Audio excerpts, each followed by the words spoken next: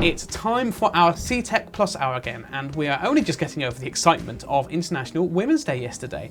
So today we're talking all about social prescribing as we celebrate Social Prescribing Day. Coming up, we will hear from Leigh, a Plus participant who was diagnosed with ME and finding day-to-day life difficult as a single mum. Being able to access an online support group and a laptop through social prescribing provided Leigh the help she needed at a really challenging time in her life.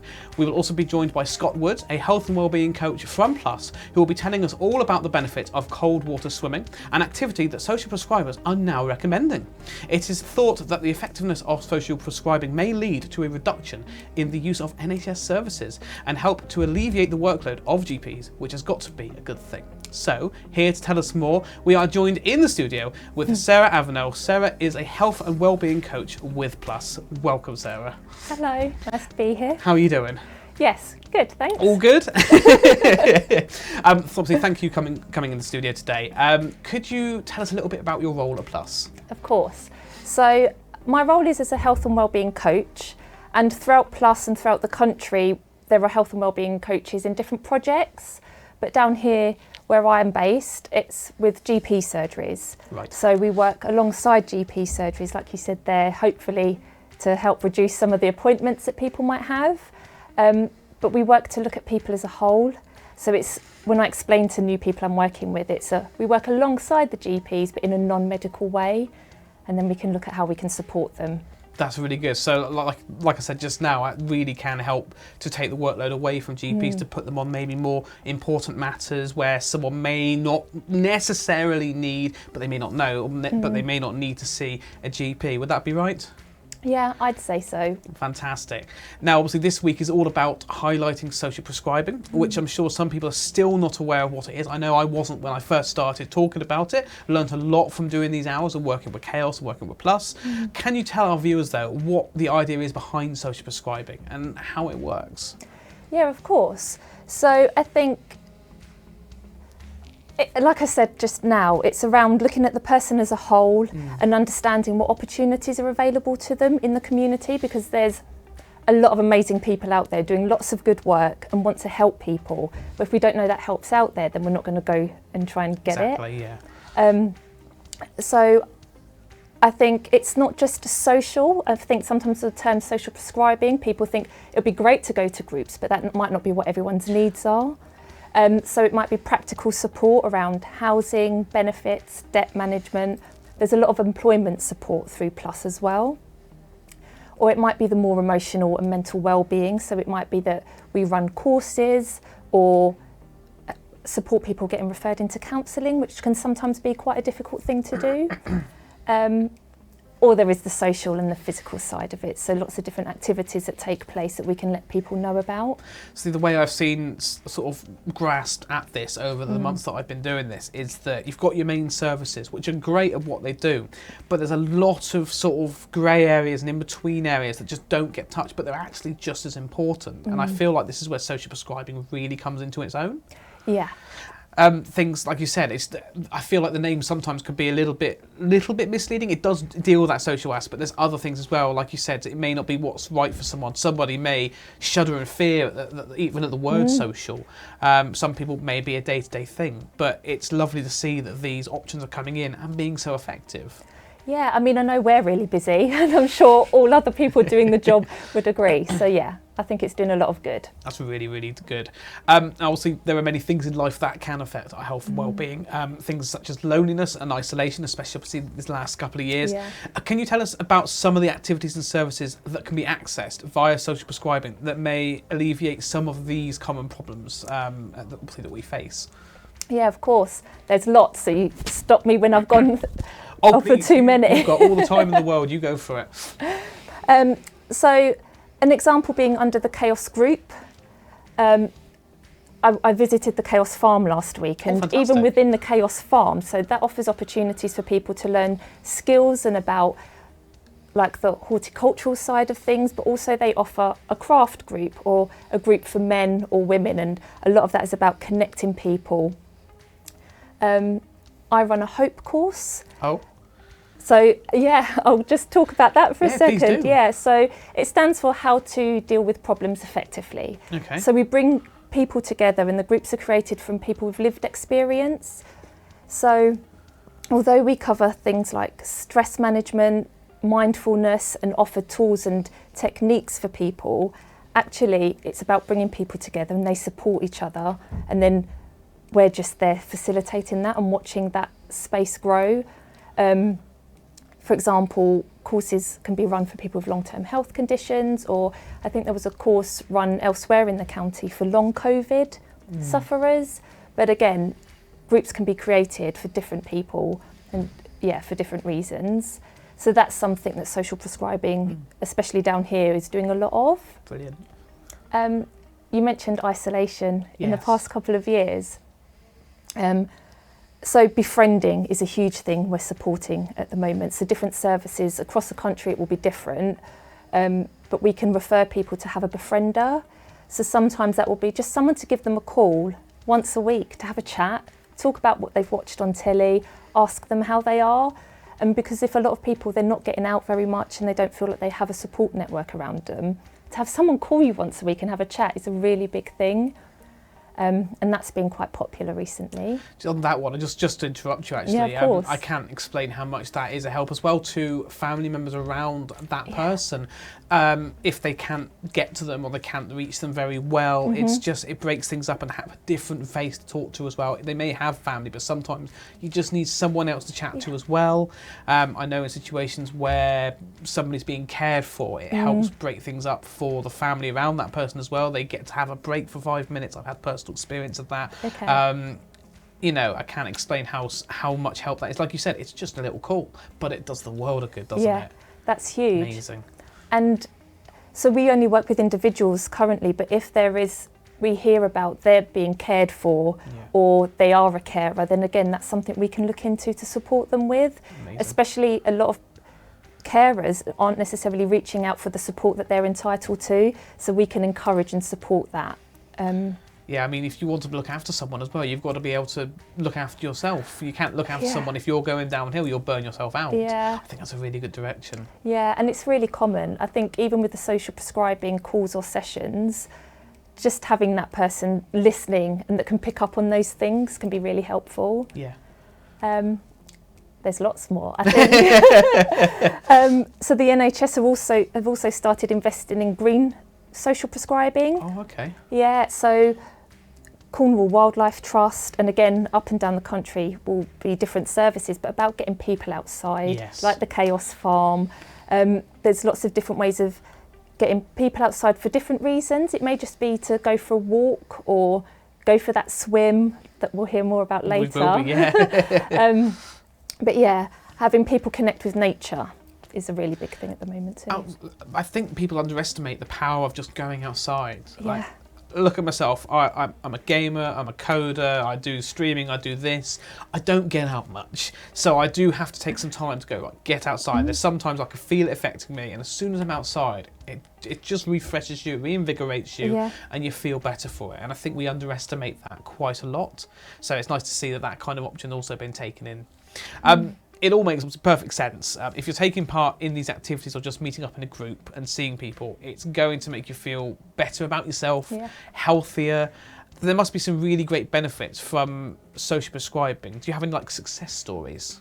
Yeah, definitely. For me, someone I was working with for a few months last year hardly left the house, had lots of different mental health problems and physical as well. So everything, like the daily struggle, was real for this person.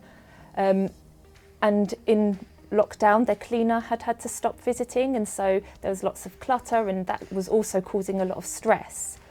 But reaching out for someone new was quite difficult. So I was able to help support them get a cleaner who they built a really great relationship with.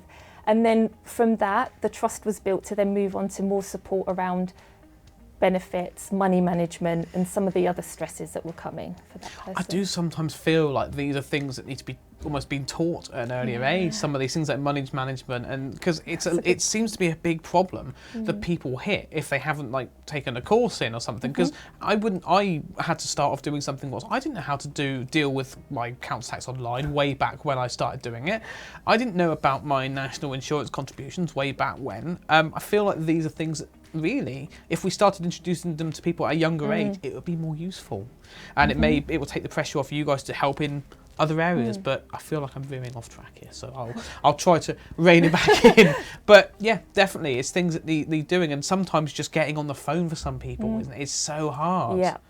I mean, my mum's the same lesson, so I'll take all the phone calls for her. But yeah, like you said, getting someone in for someone, so it takes that one stress away, I can imagine it does the world of good.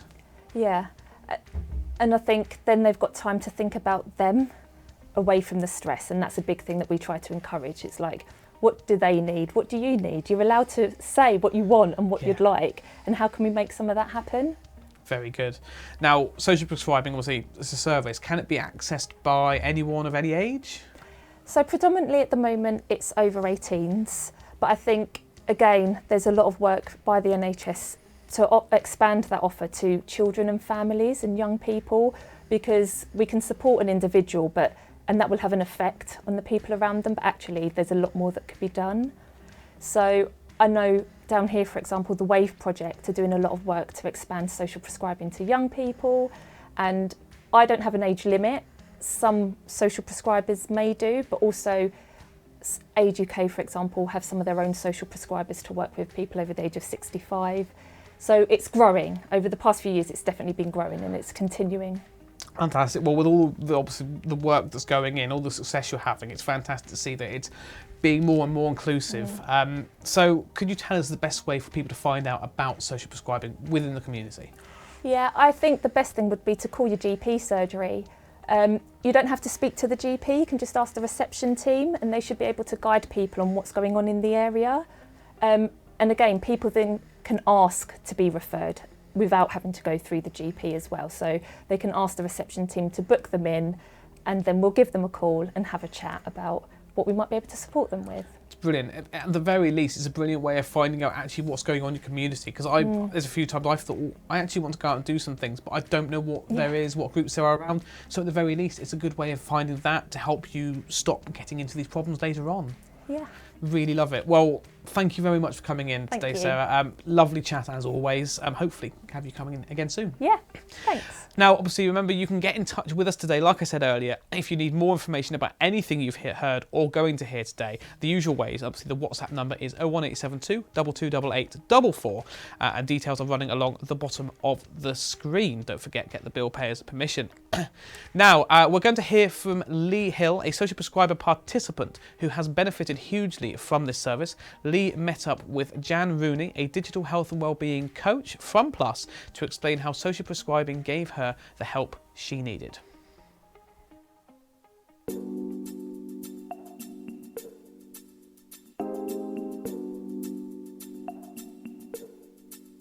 Jan Rooney, and I'm a health and wellbeing coach with Plus on the social prescribing team. And this is Leigh, who is a participant of social prescribing. And we're here today just to have a chat with Leigh about her experiences for Social Prescribing Day on the 10th of March. So it'd be really good if you could just let people know about your experience of social prescribing. So yeah, it was new to me, and I can really say it's just been really, really beneficial, really. Like, it's been really hard year, really kind of come to terms. It obviously found out I had ME, so being part of a group has been really, really, really helpful, you know, and especially on a kind of a week-on-week basis, especially over winter. It's just been, yeah, really, really beneficial. I've met lots of strangers that have now become friends. It's a platform where we're able to kind of be really open, but know that nobody else is kind of judging. We're in a small group, it feels protected, and yeah, I would definitely say to anybody who is looking to join a group, yeah, to definitely look into it. Lovely. Yeah. So will you tell us which group you have joined? So I've joined Hope, and this is my second time of joining them. I did a 6-week, I partaked in like a 6-week before Christmas, but then found that I needed another another lot, which was really, really helpful, and I've just finished my second lot. Lovely. So, And would you mind just telling everyone what hope means to you and what you've learned from it? Oh, so much.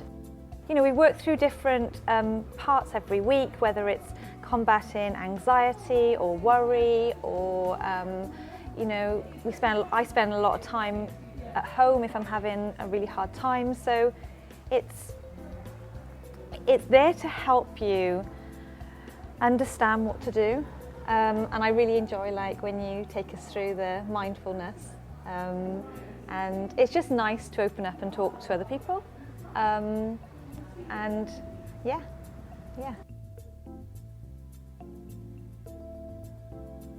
You want to explain to us what was happening before you were referred into social prescribing and how that actually happens?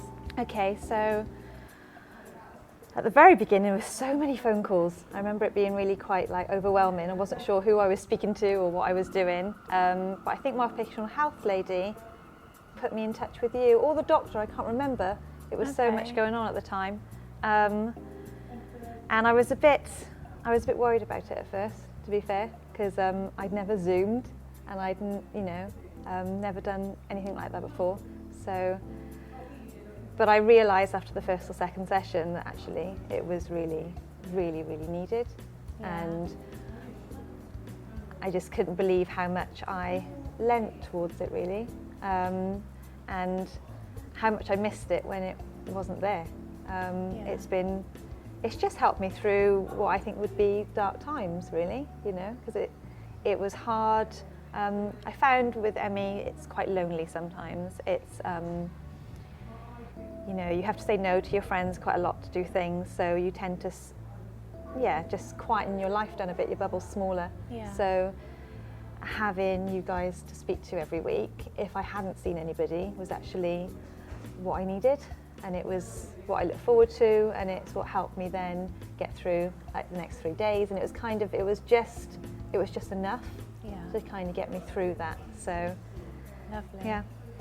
And I think you before you came into social prescribing and joined the Hope course, you didn't have a laptop. I think that was one of the things you needed. Yeah. So would you just sort of explain how that came about? Yeah, so I really wanted to join the Zoom sessions, but I didn't have a computer, and I was amazed actually, because you were able to help me out by gifting me a laptop in order to be present, which was incredible. Like, it is an amazing charity, really, because I've spoken to quite a few of my friends about that. I'm like, I can't believe it, like, it's insane.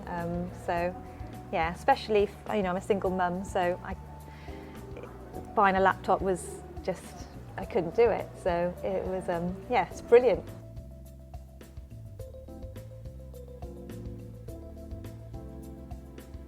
So would you recommend that people ask for social prescribing through their Absolutely, GP? absolutely, yeah, definitely.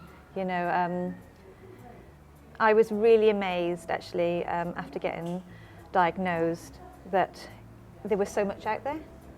Yeah. So much out there beyond the doctors, because medication is, it helps with pain, but the best medication has been this group, this understanding, a platform where you can reach out and be heard and not be judged. It's, I would say, it's 80–90% help through this. It's just a brilliant tool. It is for anybody. You know, it's the people I've met through the Zoom sessions have just been people from all walks of life, all age groups. There's, you know, different backgrounds, different medical backgrounds.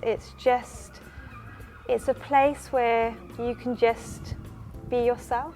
Yeah. You know, it's no pressure. And I think when you're not feeling at your best, to take that pressure away is really, really important, because it's frightening otherwise.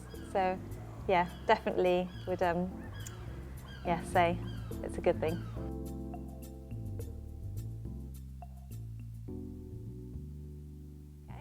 you mentioned mindfulness as part of the Hope course, Yeah. that was something positive. Would you just like to let people know what you found positive about the mindfulness exercises and how it's helped you? Well, I would say when you're able to kind of be taken through a mindfulness exercise, especially when you're not able to talk as a group, or you're not able to, you know, kind of just, you need that bridge, you need that gap. It's just such a good space to be, so that we don't have to think, we're just taken through it. I'm always amazed at how good I feel afterwards, and because it's just such, we never stop, do we? We never kind of really stop. You know, we might take a minute, maybe 30 seconds, but to actually be taken through a process, and you connect and you breathe and you actually feel the floor and you feel connected to your body, it's so rare. And you do need guidance. Yeah. You know, unless you're somebody who practice and do it, you know, it's really hard to get into that way and that place. So I would say, you know, the mindfulness and meditation was a huge part. And I know that on days that, you know, I joined the Zoom and I felt that it was a struggle, you know, it was just so, it was a light feeling to know that I could do that and kind of just be there, be present, but be guided without having to put too much energy in. Yeah. Sometimes energy isn't there. Yeah. So yeah, I would say it's brilliant. Lovely. And I always look forward to it. So just being able to relax and come Yeah. into the present moment and Yeah. just be there. Absolutely, and just connect with your own body. Just connect with a feeling, or, you know, your breathing. Like you forget how to breathe. You forget that, you know, what something feels like, or, Yeah. you know, to actually feel your feet on the ground. Like you take it for granted. And yeah, I think it's really, really important. Well, if anyone would like to do the Hope course, they Yeah. can access it. They can Yeah, contact Volunteer that's the thing, Cornwall. isn't it? You know, you can go from it. You don't have to go from your doctor. You can just, Yeah.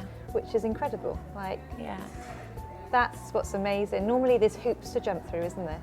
But with this it isn't. And I think, you know, when people are in a really hard place, the idea of hoop jumping It's too much. it's isn't too it? much. It's too much. So you need people, you need an organisation to kind of like open up and kind of go, we're here, you know, it's fine, rather than going, oh, you need to fill in this, or you need to do this, or you need to get in contact with your doctors, or do this. So Yeah. it's incredible. Yeah, I feel really lucky. Lovely. Thanks, Leigh. And I've just thought of one more thing. Universal credit. Yes. You managed to apply online, didn't you, once Yeah. you got your computer? Yes, because that was something which I was struggling to do, because before the pandemic you could like go to the job centre and do it, but then they Yeah. were like, nobody come in, so it was really hard to, so. And also when I applied for my PEP, because that was a lengthy process, Yeah. that was, it just became something I could, accessible. I didn't have to book time or find out when my friends were not busy, so I could use their computer or have them home. It was just something that I could do from home when I had the energy to do it. Yeah. So yeah, it's, And you managed to do it? Yeah. And how did that make you feel? It's great, and also it's like when I was able to finally sort out online shopping.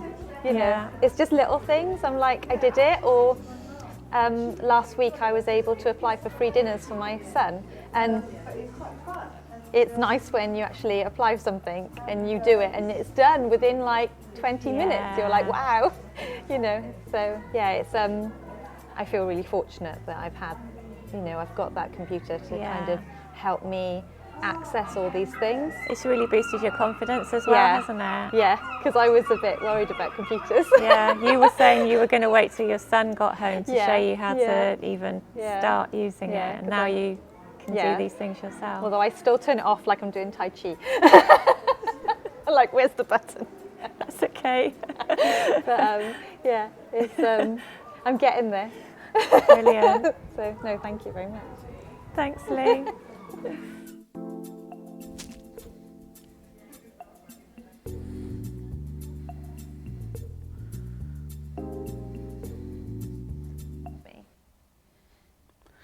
Fantastic. Lovely to hear from Leigh and Jan there. Now, before I go on to talk to our next guest, Scott Wood, our health and wellbeing innovation coach, health and wellbeing coach from Plus, we're going to have another little bit of media for you. Take a look at this.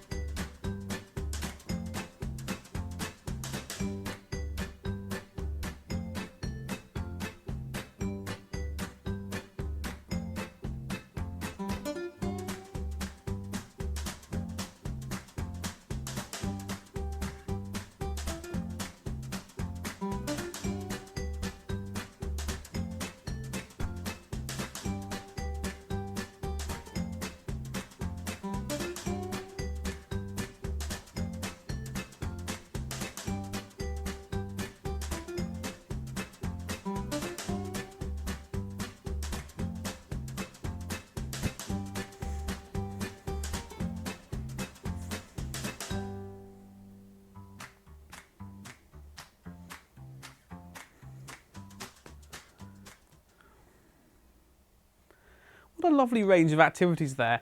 I will say though, a bit jealous of all those cakes on offer. Flipping heck, making me hungry.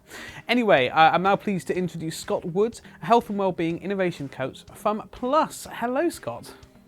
Hey there, Pudge. How you doing? Doing well, thank you, my friend. How are you doing? Yeah, not too bad, thanks. Good to be here.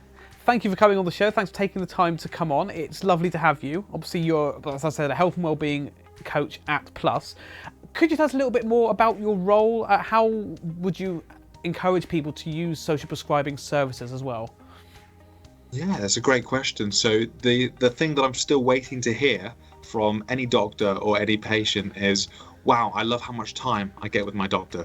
And sadly, the NHS is just swarmed at the moment. And so when it comes to being able to help someone increase their overall well-being, a doctor generally doesn't get as much time as they'd like with a patient and vice versa.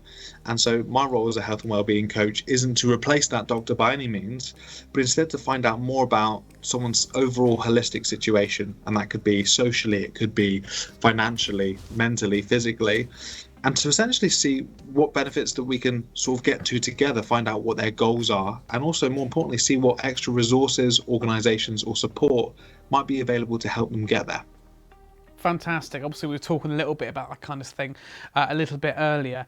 Obviously, we're quite aware of the growing popularity of cold water swimming, an activity that really seems to be helping with people's well-being. How did you become interested in this activity? And perhaps you can explain some of the benefits gained from it. Yeah, sure. So my interest in it, I suppose, came up probably, just looking at the dates here, almost 7 years ago now, where I went to Poland and I trained with this gentleman called Wim Hof, who's now known as the Iceman. And I used to hate the cold, couldn't stand it. I'd take, a warm sun and palm trees any day over sort of quite a brash, cold start to the morning. But there's a few benefits that just immediately, if anyone experiences it, they'll know what the benefits are immediately. And I can speak, I won't go into too much detail and bore anyone with the jargon, but there's definitely some scientific benefits to what cold water swimming can bring. So the first one is that a word that we're hearing more and more in the health and wellness community is inflammation. It's the idea that our body is starting to attack itself. And very often this can come in the form of low energy or brain fog. Well, we know from back in the days, if we fell over and we got a massive bruise on our leg, that the moment we put an ice pack on it, that starts to reduce any swelling there. Well, cold water swimming will help with chronic inflammation as well.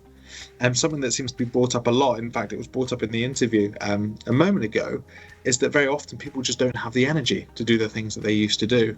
And if we look at energy in its very raw form, in its currency if you like, it's created by a very particular organ in a cell called mitochondria.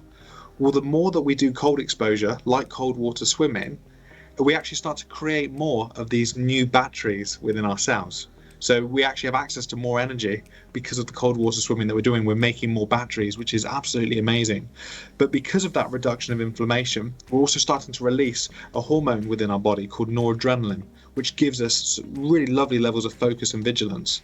And so that's what someone will often say. In fact, I worked with a participant a couple of weeks ago who I by no means advised her on this. She sort of came across this by herself, and it was amazing to see.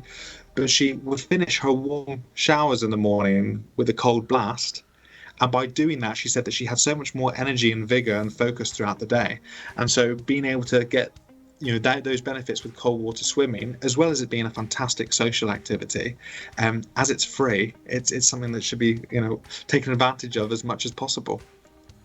Amazing stuff. Is this the kind of thing that could be done any time of day? And just a random question as well, what kind of level of cold are we talking about here? Is it just below body temperature? Are we talking much colder? What sort of the details on that?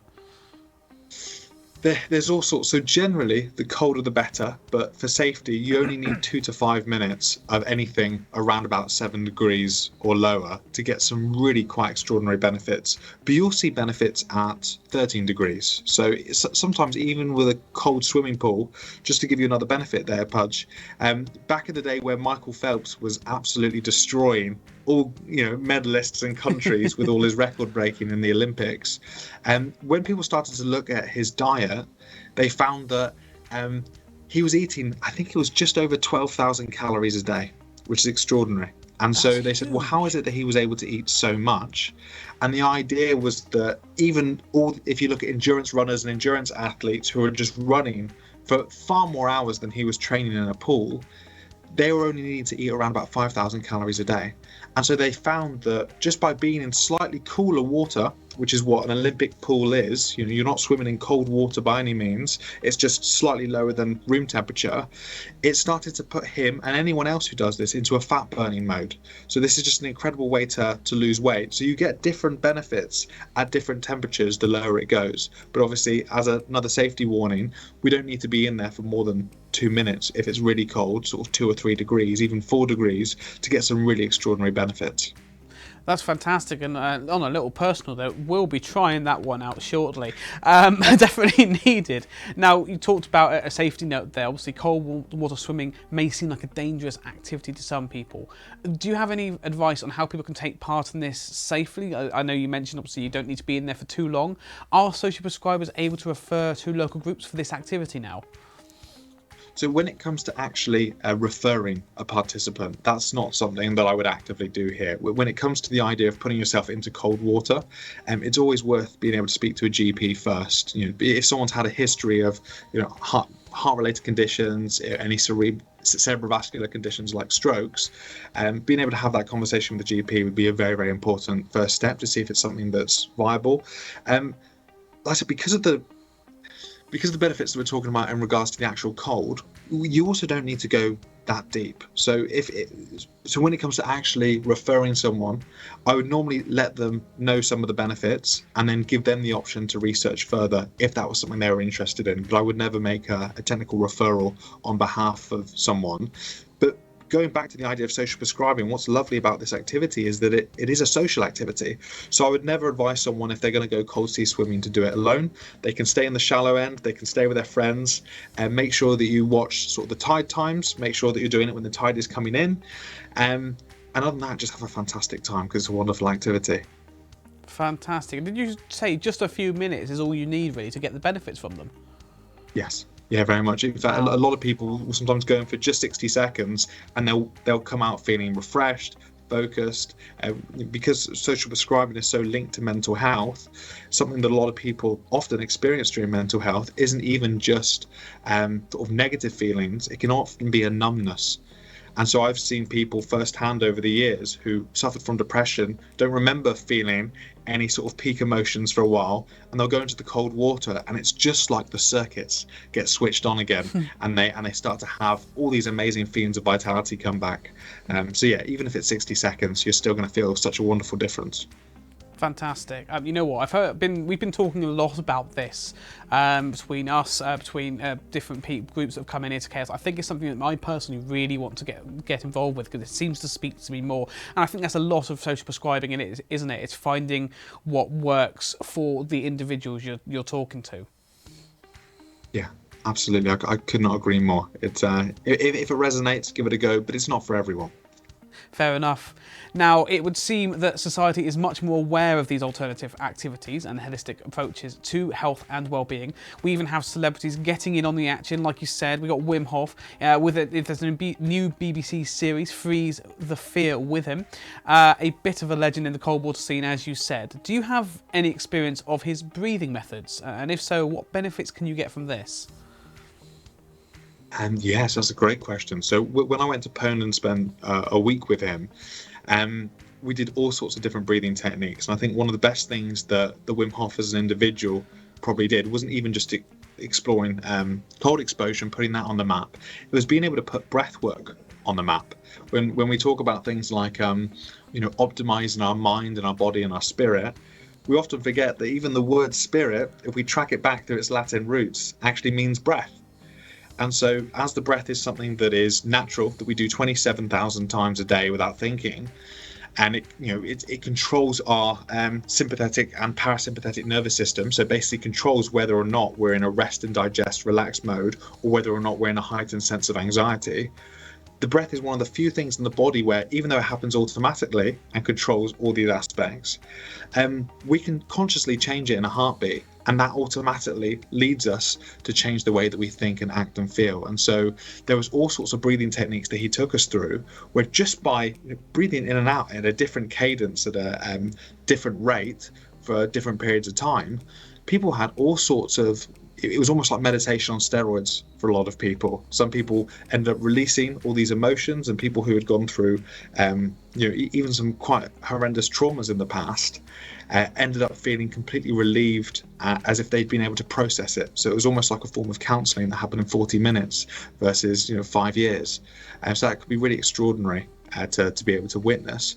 But again, a little bit like the cold water swimming, if you start to do something like a Wim Hof breathing technique or any kind of holotropic breathing technique, you always do it with someone else present, because people can go through all sorts of different emotions. They go through all different peaks and troughs of their energy, but all in all, it's a very safe and exciting exercise to try. And again, a little bit like the cold water swimming, it's free. It's something that we all have access to be able to do right now. So yeah, I hope that answered that question for you. Yeah, absolutely. It's amazing to think you can get all that just from some breathing techniques, but it's really good to know and hear how all of these methods can be so helpful to people. Scott, thank you very much for coming on the show today. Really appreciate your time. Hopefully we'll have a chat with you again soon. Fantastic. Thank you so much for having me. Thank you very much, Scott. Absolutely brilliant there. Thank you very much, everyone, for joining us today. Don't forget, if you have missed any of today's show and you want to be signposted, get in contact with us. Call us or WhatsApp us on 01872 228844. That's 01872 228844. Please get the bill payer's permission. So you can email us on hello@thisischaos.co.uk. All these details at the bottom of the screen right now. Of course, we are on social media at Chaos TV UK. Please use the hashtag KeepItChaos, or of course, pop along to Mixcloud. Go to watchchaos.tv. Look at the nice new shiny website, and of course click the Mixcloud button. You can chat to us there, pop us a message. We will point you in the right direction. For now though, we're going to go to a little bit of music. Thank you very much for joining the CTech Hour. I'll see you again next time.